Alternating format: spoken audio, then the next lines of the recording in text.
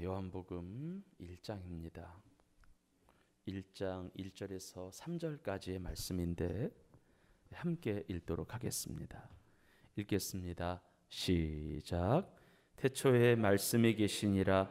이 말씀이 하나님과 함께 계셨으니 이 말씀은 곧 하나님이시니라. 그가 태초에 하나님과 함께 계셨고 만물이 그로 말미암아 지은 바 되었으니 지은 것이 하나도 그가 없이는 된 것이 없느니라. 아멘. 아멘. 오늘은 성경에 관해서 하나님 말씀 나눠보려고 하는데 한번 따라해 볼게요. 우리가 성경을 가까이 해야 하는 이유. 아멘. 이 말씀을 더 준비했던 이유 중에 하나가 이제 우리가 연말이 되고 연초가 되면 성경을 한번 읽어보겠다 도전을 하잖아요. 여러분들에게 좀 더 동기부여를 좀 해드리고 싶었어요. 지금부터 여러분들 오늘 말씀으로 좀 성경 통독까지는 아니더라도 그래도 내가 매일 말씀을 좀 먹어야 되겠다라고 하는 선한 동기부여, 거룩한 부담감이 생기는 자리가 되기를 주의 이름으로 축복합니다.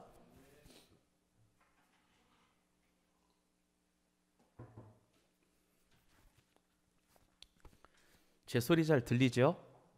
온라인에서도 잘 들리는 거 맞죠? 지금? 예, 시작하겠습니다.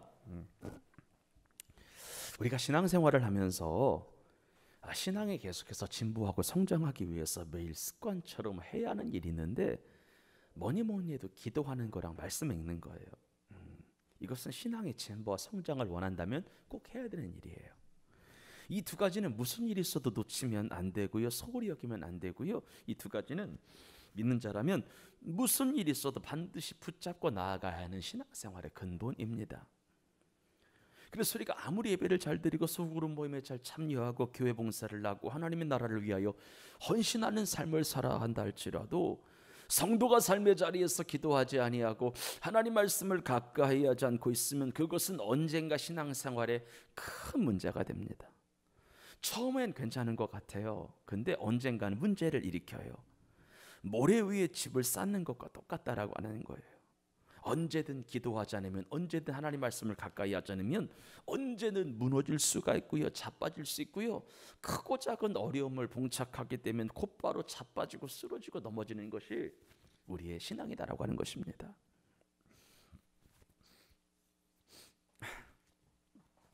그렇다면 왜 믿는 자는 기도를 해야 되고 성경 말씀을 읽어야 될까?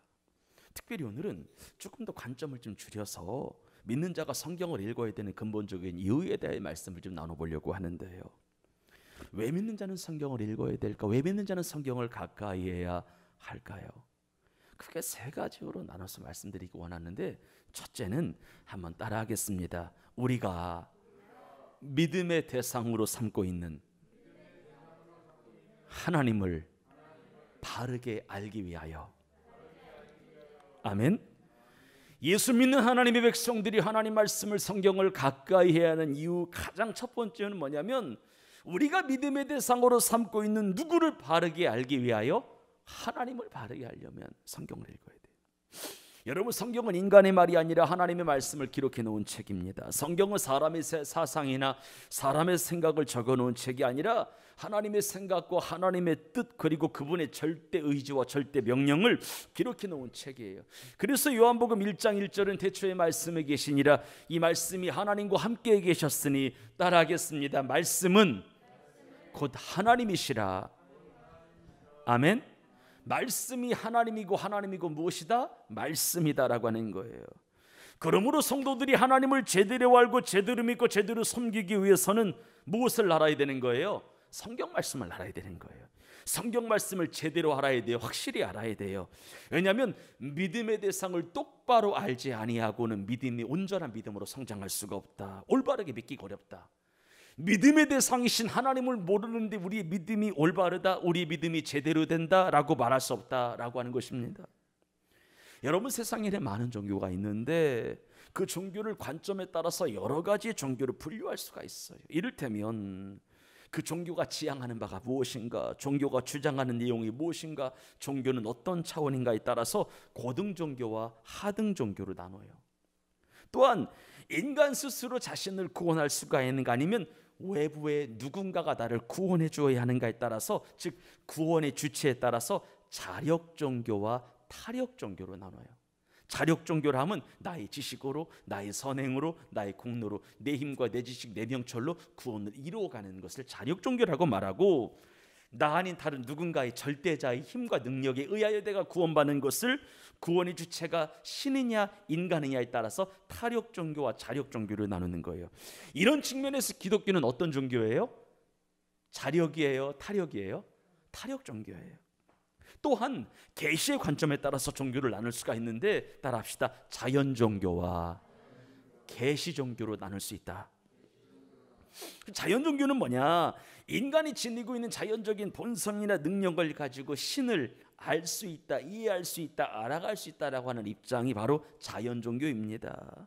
그래서 여러분, 자연 종교는요, 신을 알아가는 데 있어서 신의 도움이 필요 없고요, 인간 스스로 자기 스스로 깨달아서 하나님을, 신을, 누군가를 알 수 있다라고 하는 거예요. 그래서 자연 종교를 보통 이성 종교라고도 합니다. 내가 깨닫는 거예요, 신을.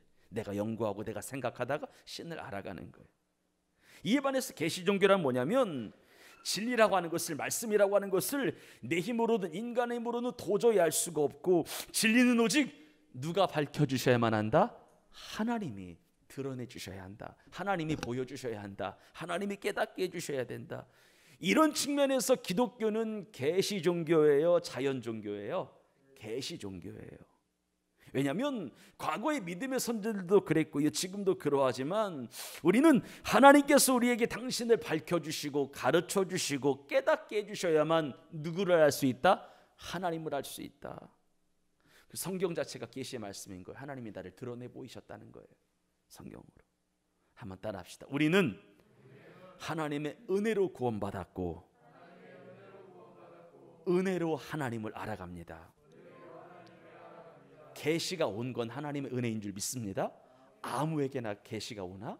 아무에게나 밝히 보여주나? 우리는 은혜로 구원받은 거야. 은혜로 말씀을 알아가는 거야. 말씀의 깊이와 넓이와 높이를 알아가는 것입니다. 그런데 여러분들, 기독교의 바탕을 이루고 있는 하나님의 계시는 두 가지 계시가 있다. 한번 따라합시다. 일반 계시와 특별 계시. 일반 계시는 뭐냐? 자연현상을 통하여 인간이 하나님을 인식하는 거. 자연현상을 통하여 인간이 하나님 어떤 분인지를 알게 되는 거예요. 예를 들어서 이런 거예요. 우주가 얼마나 광활한지, 천둥번개가 얼마나 무서운지, 파도가 한 번 일면 그 위력이 얼마나 대단한지를 통해서 하나님의 위대한 능력을 우리가 직간접적으로 안다, 모른다? 안다는 거예요. 안다는 거예요. 하늘에서 내리쬐는 태양빛을 통하여, 광활한 우주에 퍼져 있는 은하수 별을 통해서, 사시사철마다 변하는 자연환경을 통해서 인간이 하나님을 인식하는 것이 가능하다, 불가능하다? 가능하다. 일반 계시다라고 하는 거예요. 그런데 여러분들, 안타깝게도 일반 계시를 통해서는 하나님의 외적인 능력, 위력, 힘밖에 알 길이 없다라고 하는 거예요. 다시 말해서 일반 계시로는 외적으로 보여지고 외적으로 드러나고 나타나는 신의 힘과 하나님의 능력은 알 수 있을지 모르겠지만, 따라합시다. 하나님의 생각과 마음과 성품과 뜻과 의지와 계획과 섭리와 예언과 경륜은 알 길이 있다, 없다? 없다라고 하는 거예요. 물론 자연을 통해서 하나님의 성품을 알 수가 있겠지만 지극히 제한적이다. 근데 우리는 이 성경을 통해서 안다라고 하는 거예요. 태양빛을 통해서. 그래서 여러분들, 일반 계시를 통해서는요, 신의 위력, 신의 능력은 알 수 있을지 모르겠지만 하나님의 속 깊은 의지, 그분의 뜻, 그분의 경륜, 그분의 계획은 알 길이 없다라고 하는 거예요. 반면에 일반 계시 말고 또 다른 계시가 어떤 계시라고 했어요? 특별 계시. 특별 계시는 따라합시다. 성경 말씀. 아멘. 그래서 인간은 특별 계시를 통하여 성경 말씀을 통하여 하나님의 내적 계시, 하나님의 속마음을 받습니다. 하나님의 속마음을 속생각을 깨닫습니다. 인간은 내적 계시라고 하는 성경 말씀을 통하여 하나님의 속성, 성품, 의도, 계획, 섭리 등을 알게 돼요. 그러니까 우리는 하나님의 특별 계시 성경 말씀을 통하여 외적으로 드러나지 아니하는 하나님의 오묘한 신비, 그분의 길, 그분의 방법, 그분의 뜻, 그분의 계획과 섭리를 알게 되는 거예요. 그래서 우리가 신앙생활을 함에 있어서 제일 중요한 것 중에 하나가 무엇이냐면 성경을 읽어야 하나님의 뜻을 알게 되는 것을 믿으시기를 바라요. 성경을 가까이 해야 그분의 경륜을 알게 되는 것을 믿으시기를 바라요. 성경을 읽어야 지금의 역사적으로 어느 때인가를 간음해 봄으로 말미암아 주님 받을 준비하게 되는 것을 믿으시기를 바랍니다. 성경은 하나님의 나라의 시간표잖아. 아, 역사가 이렇게 된 거 보니까 주님 오실 날이 멀지 않았구나.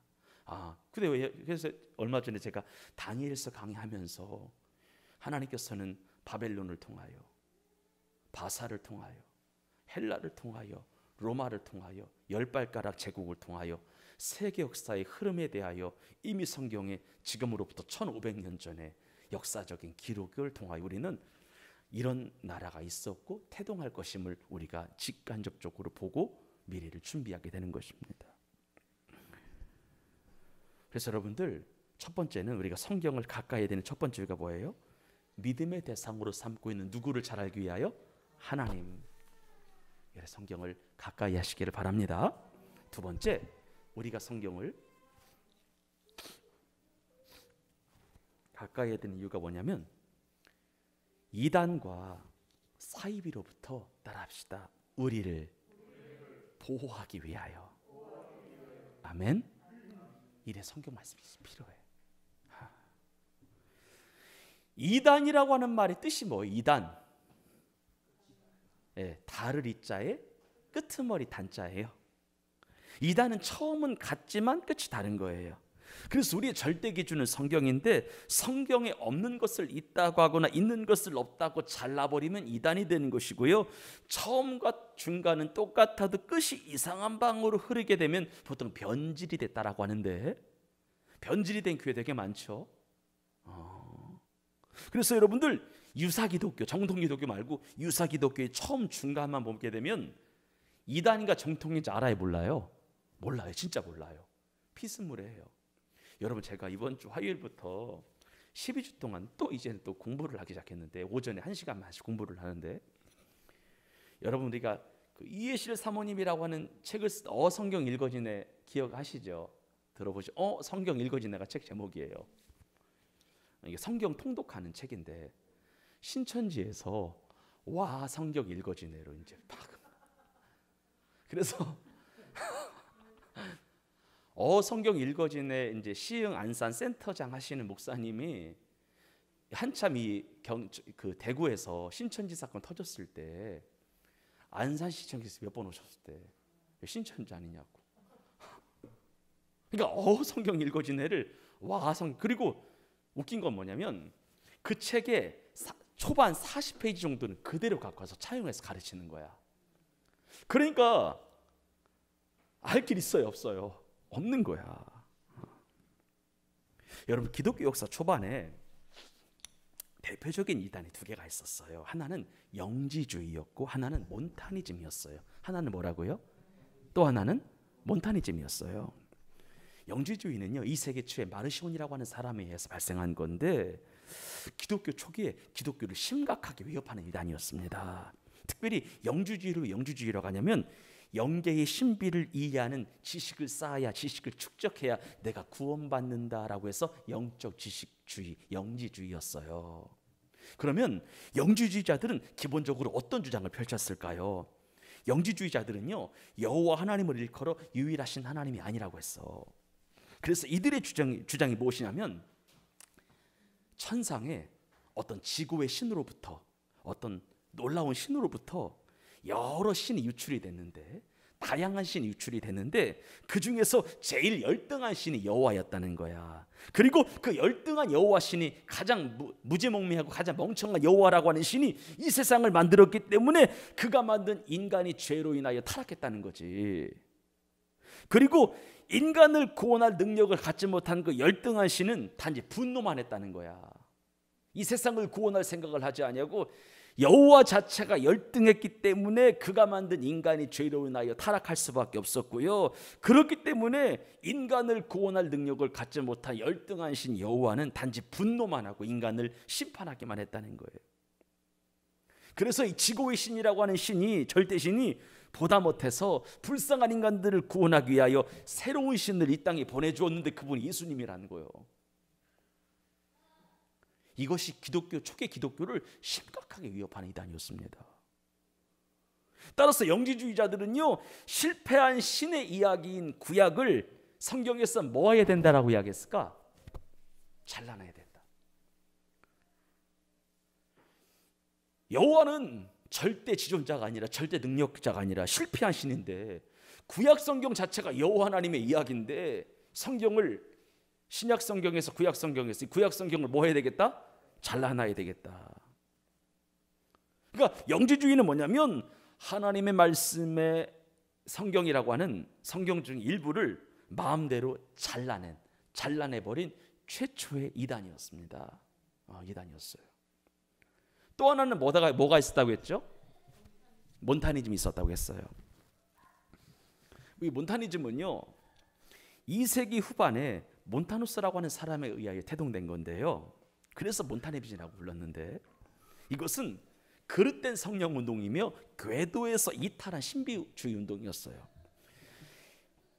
우리 집사님은 기억하실 텐데 1990년도가 93년도에 강원도 어디에 다미 선교회라고 해가지고 주님이 몇 년 몇 월 몇 시에 재림하신다고 해서 본인들끼리 몇 년 전부터 산에서 집을 짓고 공동체 생활을 하고 하얀 소복 같은 것을 입고 주님 오심을 기다렸던 그런 이단이 있었죠.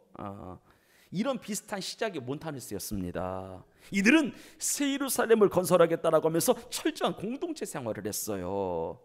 또한 보혜사 성령께서는 몬타누스 자기에게 임하셨다는 거야. 그래서 내가 하는 모든 말은 하나님 말씀이래. 그래서 따라합시다. 매일 성경이 늘어났다. 보혜사 성령이 내게 주신 말씀이 성경이 돼버리니까 매일 말씀을 주시잖아, 이 사람에게. 그러니까 매일 성경이 뭐 하는 거예요? 늘어나는 거야. 그래서 이 마르시온이라고 하는 사람이 성경을 잘라낸 반면 이 몬타누스라고 하는 사람은 성경을 계속 뭐 한 거예요? 늘어나는 거예요. 이처럼 이단은요, 언제나 성경 말씀을 빼거나 덧붙인다라고 하는 거죠. 그러므로 여러분들, 이단을 분별하기 위해서는, 이단에 미혹되지 않으려면 먼저 우리 자신이 말씀을 바르게 알아야 할 줄 믿습니다. 아멘. 그래서 저는 개인적으로 은사 집회를 좋아하는 사람인데 철저한 말씀의 베이스가 약하신 분은 잘 추천 안 해요. 말씀이 탄탄해야 돼. 그러면서 말씀 가운데 은사와 능력이 나타나는 그런 역사들. 그래서 여러분, 정통 기독교 신앙은 뭐냐면 하나님의 말씀이 가는 데까지 가고 서는 데 서시기를 주의 이름으로 축복합니다. 그런데 여러분들, 이단과 사이비는 조금 달라. 사이비는요, 이단과는 달리 이단은 성경 말씀을 더하거나 성경 말씀을 빼는 거라고 했잖아요. 근데 이 사이비는 뭐냐면 성경에 66권 중이 있고요, 수많은 절이 있잖아요. 사이비는 뭐냐면 성경의 특정 한 구절을 성경 말씀의 전체인 양 바라보는, 우리가 옛날에 수능 때 배웠던 성급한 일반화의 오류 있죠. 이런 걸 범하는 사람들이에요. 우리 성경 하나 한번 찾아봐요. 요한삼서 1장 2절. 요한삼서, 우리가 잘 아는 성경인데요, 요한삼서 1장 2절입니다. 요한삼서 1장 2절입니다. 찾으셨어요? 한번 찾으신 줄 알고 한번 크게 읽어보겠습니다. 시작.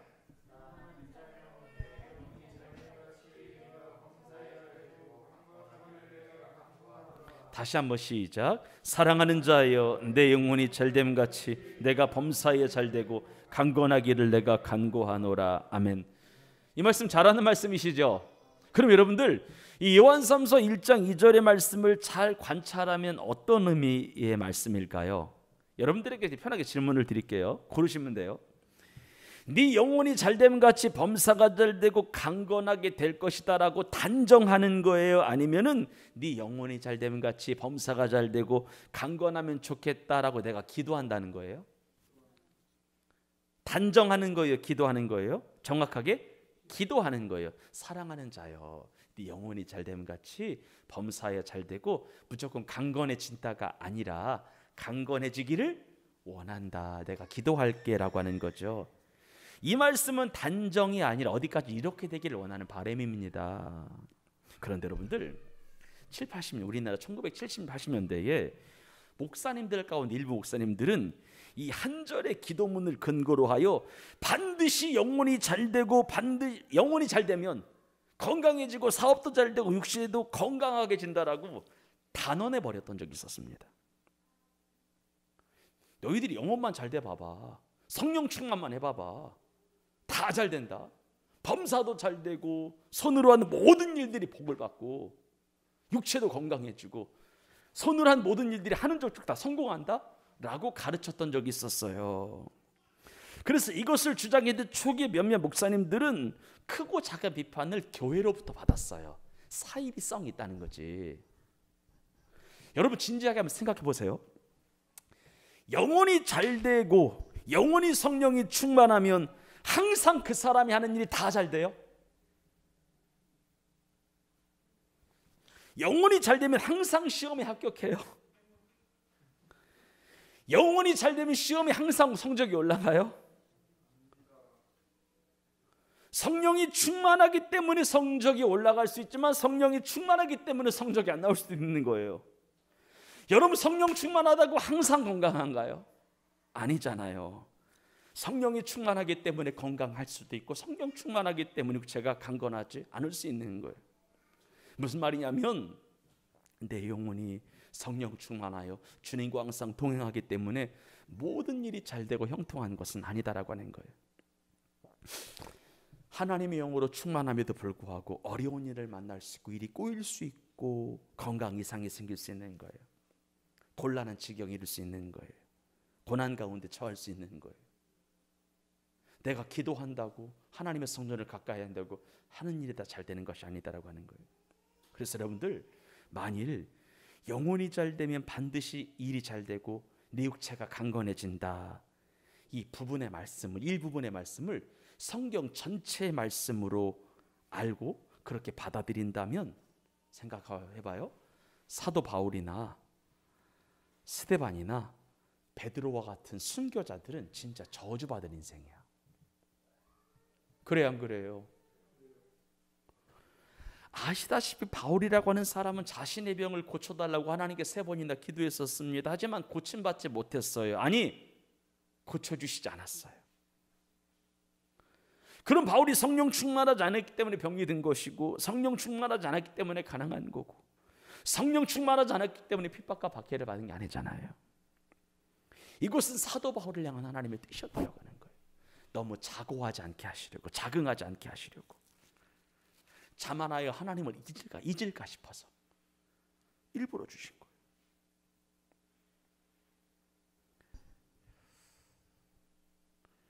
여러분, 사이비 기독교와 같이 성경 구절 하나를 마치 전체인 양 속단할 때에 많은 문제와 오류가 생기게 됩니다. 진짜 그래요. 따라서 우리는 우리 자신이 속해 있거나 관련을 맺고 있는 단체가 건강하고 건전한지, 그리고 보편적이고 일반적인 성경 해석을 하고 있는지, 혹시 사입인지 아닌지를 분별하기 위해서라도 우리 자신이 말씀의 사람이 되어야 할 줄 믿습니다. 아멘. 그래야만 내 신앙을 내가 지키고 보호할 수가 있는 거예요.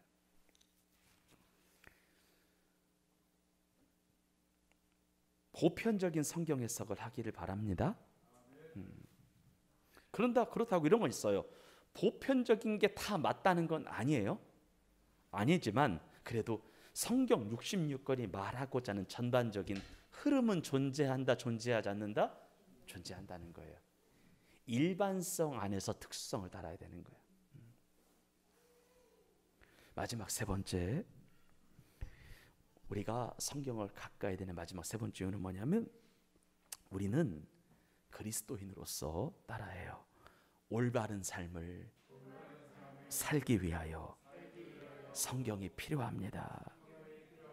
아멘. 여러분, 하나님의 말씀은 우리 인생의 길을 비춰주는 등이요 빛인 줄 믿습니다. 그래서 말씀 따라가지 않으면 우리 인생은 칠흑 같은 어둠 속에 헤매며 살 수밖에 없어. 말씀 따라가자 인생을 허비하고 낭비하게 돼요. 인생 돌아가. 결코 인생을 바르게 살 수 없고 제대로 살 수 없고 늘 달려가는 것 같은데 제자리 걸음의 연속이야. 여러분, 제가 아는 주변의 성도들 가운데 말씀이 아닌 인간의 이성을 따라가다가, 사람의 지혜를 따라가다가, 돈의 흐름을 따라가다가, 트렌드를 따라가다가, 눈에 보이는 이문과 이득을 따라가다가 혼란과 혼돈을 겪다가 망한 그리스도인들 정말로 많이 보았습니다. 되는 것 같은데 안 되는 거예요. 결국 제자리 걸음을 하는 거야. 앞에서 벌고 뒤에서 믿지면 안 되잖아요. 앞에서 벌었으면 이것이 호주머니로 빠져나가면 안 되잖아요. 뒷구멍으로. 인생이 제대로 안 되는 거예요. 뭐 하나 제대로 되는 것이 없는 거예요.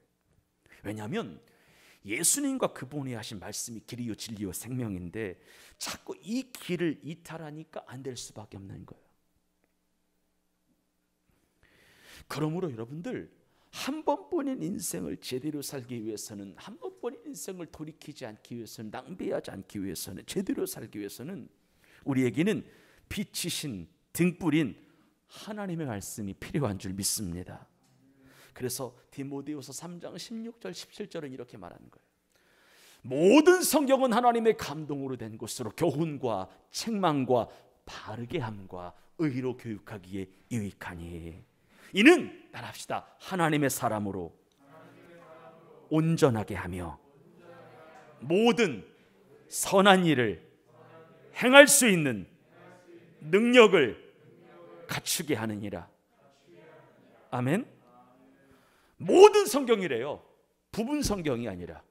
성경 66권 전체는 하나님의 감동 덩어리다. 하나님의 100%의 감동, 영감으로 되어 있다. 이것은 우리 인생에 교훈을 준다. 우리가 곁길로 나갈 때 책망을 한다. 바르게 한다. 의로운 사람이 되게 한다. 하나님의 사람들이 되게 한다. 모든 선한 능력을 행할 수 있는 능력의 사람이 되게 한다. 그래 여러분들, 하나님 말씀을 읽으며 그 말씀을 내 마음에 두게 되면 내 영혼을 깨끗하게 보존함으로 말미암아 범죄치 않게 돼요. 성경 찾아요. 시편 119편이에요. 시편 119편이에요. 9절에서부터 11절이에요. 찾으셨어요? 우리 9절에서부터 11절 말씀을 한번 크게 읽어보겠습니다. 시작.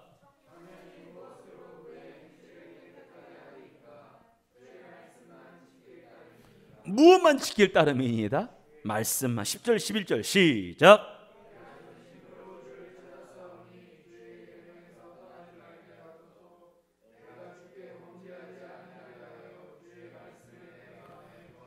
내가 범죄하지 않기 위해서는 무엇을 내 마음에 두어야 된다는 거예요? 말씀을 가까이 둬야 된다는 거예요. 말씀을 그래도 꾸준히 읽는 자들은 그래도 범죄함의 횟수가 현저하게 줄어든다라고 하는 거예요. 왜냐하면 말씀이 나를 이끌고 가니까. 그리고 여러분들, 제가 좋아하는 말씀인데요, 믿는 자가 하나님의 법을 따라가게 되면, 하나님을 사랑하게 되면은 하나님이 큰 평안을 주시고 장애물을 거두어 가십니다. 시편 119편 165절이에요.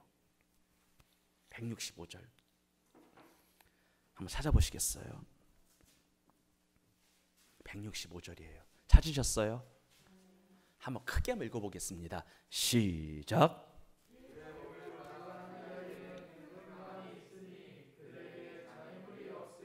무엇이 있으니? 무엇이 없으리라? 주의 법을 사랑하는 자들에게는 평안이 있으니, 평강이 있으니 장애물을 하나님께서 없어지게 하신다라고요.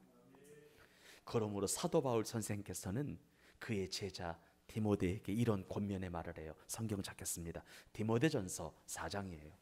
성경이 얼마나 중요한지 사도 바울이 믿음으로 낳은 주의 제자가 디모데인데 디모데에게 권면하는 거예요.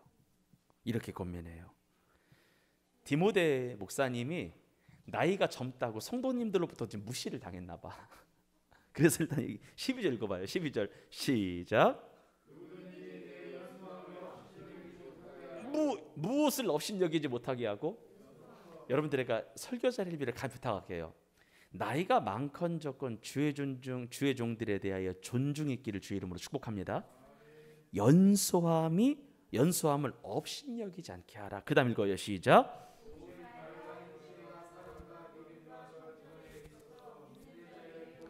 무엇이 돼요?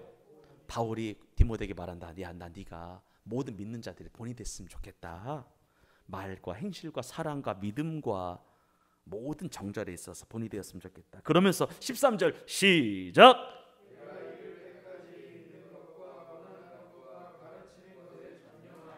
뭐하라? 무엇에? 읽는 것과 권하는 것과 또 뭐 하는 거예요? 가르치는 것에. 예전 성경에는 창념하라고 나와. 착 달라붙어 있으라고 하는 거지.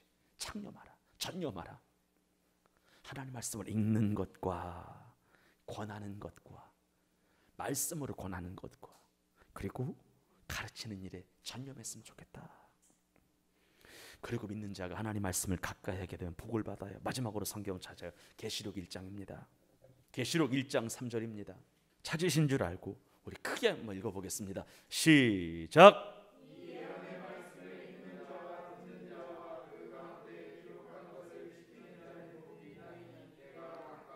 무엇이 있나니? 복이 있나니. 예언의 말씀을 읽는 자와 듣는 자와 그 가운데 기록된 모든 것들을 지키려고 몸부림치는 자에게는 하나님이 축복하시겠다는 거예요. 옆 사람을 한번 인사하겠습니다. 말씀을 가까이 합시다. 정말 말씀 가까이 합시다. 우리 지금부터 내년 말씀 읽을 준비 좀 하세요. 아니 지금 오늘부터 읽으시면 돼요. 굳이 1월 1일 날 읽을 생각하지 마시고 오늘부터 읽으시면 돼요. 결론입니다.